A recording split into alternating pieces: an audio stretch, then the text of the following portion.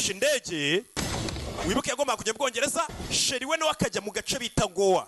ni agace ko mu Buhinde n'umujyi witwa Goa ni umujyi w'ubukerarugendo merode tazanavuga ngo ndiye kanunumbi ceceke do mukobwa nawe yateze gare moshi ajye muri Goa uri gutega twegerana abandi batega private jet do umukobwa rano munsi y'intebe yumvisha umwana urira ni wa mwana w'umukobwa twabonye ibi ni byabaye imyaka 2 ishize ngwino nakana kari kishe munsi y'intebe mwana muto karipana mu nzira ari kujya muri Goya yabonye akana munsi y'intebe byagenze bite muruka mu gaturage bitaraturu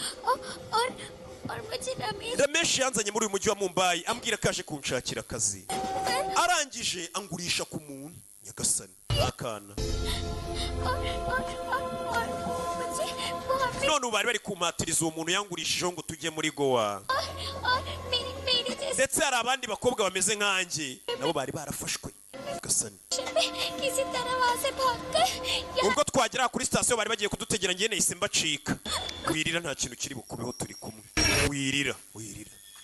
umukobwa ngo yabacitse hari n'abandi bana b'abakobwa bari bagiye kugurishwa kumbe hafaho muri yo gari ya moshi harabarara baje bashaka ibi ni byabaye imyaka 2 ishize ndagira ngo kurikire filime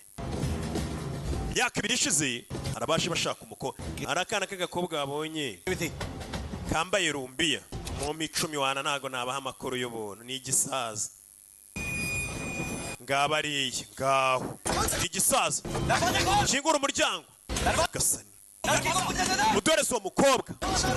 nishi 200 ngo nguru uwo mwana w'umukobwa nago wamutwara namuguze kibiri cyanjye umukobwa yikuramo amaherena ye n'udushenete duhenze duhagaze nk'ibihumbi 10 nimba barakuguze 2 reka mbaye ibihumbi 10 baceceke